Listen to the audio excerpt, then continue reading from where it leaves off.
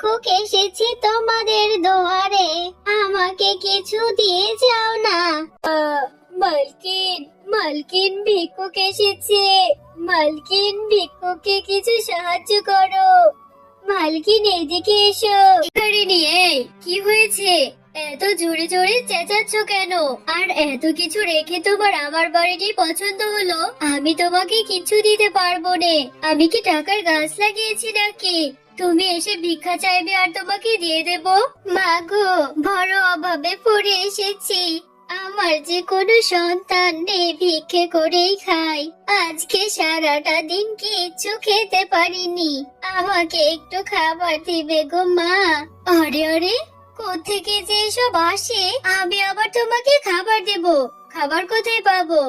বেরিয়ে যাও, এক্ষুনি আমার বাড়ির সামনে থেকে বেরিয়ে যাও বলছি। আর কখনো ভিক্ষা চাইতে আসবে না। হাম্বা হাম্বা। মালকিন, ভিক্ষুককে তাড়িয়ে দিও না মালকিন। মালকিন, ভিক্ষুক বড় দুঃখী।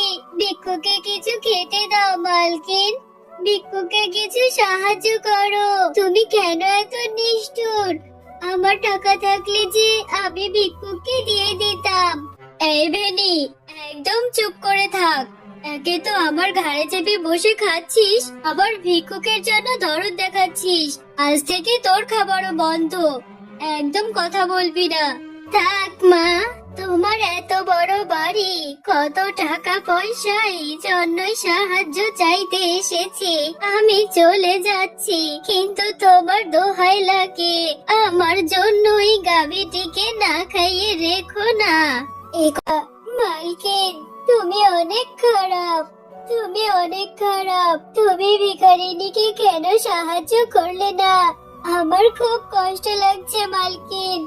এই ভেনি, একদম বেশি কথা বলবি না। বেশি বকবক করবি তো তোকেও বাড়ি থেকে বের করে দেব। দিব্যি খাচ্ছিস, দাচ্ছিস, ঘুমোচ্ছিস, আর আমার খেয়ে আমার সাথে বেয়াদবি করছিস। তোমার মতো নিষ্ঠুর মালকিনের কাছে থাকতে আমারও ভালো লাগে না। আমি যে গর্ভবতী, আমার বাচ্চাটা হলে আমি তোমার কাছ থেকে অনেক দূরে চলে যাব। এই তো মুন্নি ভাবি দেখছি এখানে আছে। ভাবি, আমি আপনার কাছে একটু সাহায্য চাইতে এলাম। আমার ঘরটা যে ভেঙে গেছে, কিছুদিন যদি আপনার বাড়িতে আমাকে থাকতে দিতেন। মেয়েটাকে নিয়ে বড্ড সমস্যায় পড়েছি।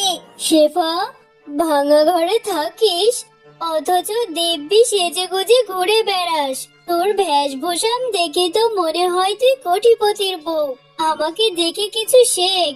আমার এত টাকা পয়সা থাকতেও আমি কত কৃপণতা করি। মুন্নি ভাবি, মিজকে বেঁচে থাকতে তো আমাকে কোনোদিন কোনো অভাবে বুঝতে দেয়নি। এই জন্যই আমি তোমার মতো অত কৃপণতা করতে পারি না। আমাকে কি তুমি সাহায্য করতে পারবে? আরে না না শেফা, এটা তুই কি বলছিস? তোকে আমি আমার বাড়িতে থাকতে দেব। আমি সেই ঘরটা ভাড়া দিলে আমার অনেকগুলো টাকা পাবো। তোকে দয়া করে আমার বাড়িতে কাজ দিয়েছি বলে এখন আমার বাড়িতে থাকার চিন্তা করছিস। এরকম করলে কিন্তু তোকে কাজ থেকেই বের করে দেব। আমার বাড়িতে কোনো জায়গা নেই। আমার বাড়িতে ফ্রিতে কাউকে থাকতে দেব না। হাম্বা। মালকিন, তোমার বাড়িতে কত জায়গা পড়ে থাকে, তুমি শেফা শেয়ালিনীকে থাকতে দাও। শেফা শেয়ালিনী বড্ড অসহায়। ওর বাচ্চা মেয়েটাকে নিয়ে ভাঙা ঘরে কি করে থাকবে? রাতে যে বড্ড ঠান্ডা পড়ে। এই ভেনি, এই একদম চুপ। একটাও কথা বলবি না। বড্ড বার বেড়েছিস তাই না? আমার মুখে মুখে কথা বলছিস। আমি কি করব না করব সেটা তোর থেকে শুনবো। আজকে তোকে আমি মেরে ফেলবো। হারামজাদা গাভী, আমার খেয়ে আমার পরে তুই আমার উপরে মুখে মুখে কথা বলিস।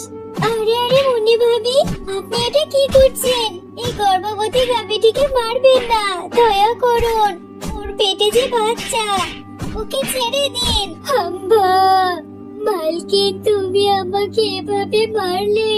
আমার পেটে যে বাচ্চা, আমার খুব কষ্ট হচ্ছে।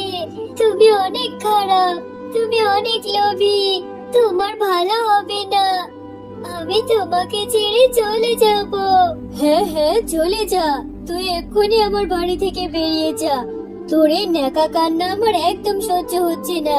আমার খেয়ে পড়ে আমার মুখে মুখে তর্ক করিস। তোর মতো অপয়া গাভীকে পেলে আমার কোনো লাভ হচ্ছে না।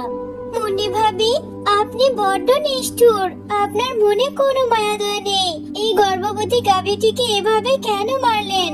বেনি, তোর কোথাও যেতে হবে না। তুই আমার সাথে চল, আমার সাথেই থাকবি। হ্যাঁ, যা যা, নিয়ে যা ভেনিকে। নিজে ভাত পায় না, আবার ভেনিকে খাওয়াবে। মা, তুমি কোথায় ছিলে? এত সুন্দর গাভীটি তুমি কোথায় পেলে মা?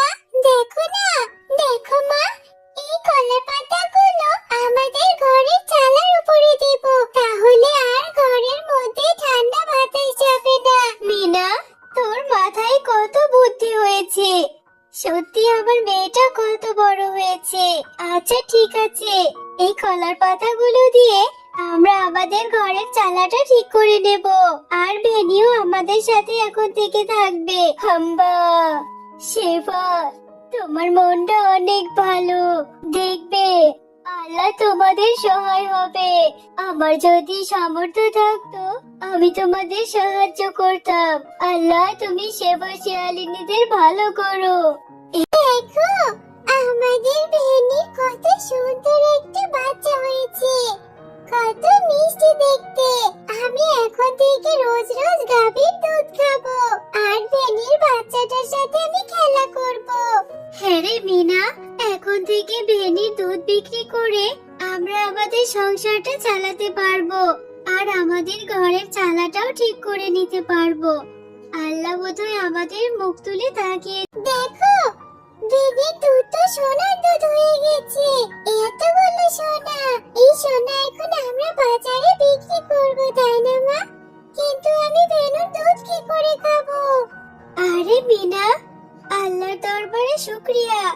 আল্লাহ যে আমাদের উপর দয়া করেছে। এই সোনাগুলো বিক্রি করে যে আমরা লক্ষ লক্ষ টাকা পাবো, তখন তোকে অনেক দুধ কিনে দেব। তুই আমাকে সাহায্য কর বোন। আমি তোকে না বুঝে অনেক অপমান করেছি। আমার যে আজ সব শেষ হয়ে গেছে। আমি তো তোকে ভেনিকে দিয়েছিলাম। আমাকে কিছু সাহায্য কর। মুন্নি ভাবি, তোমার অনেক অহংকারের কারণে আল্লাহ তোমার থেকে সব কেড়ে নিয়েছে। কোনো সমস্যা নেই, তুমি আজ থেকে আমাদের বাড়িতেই থেকো। তুমি যে নিজের ভুলটা বুঝতে পেরেছো, এটাই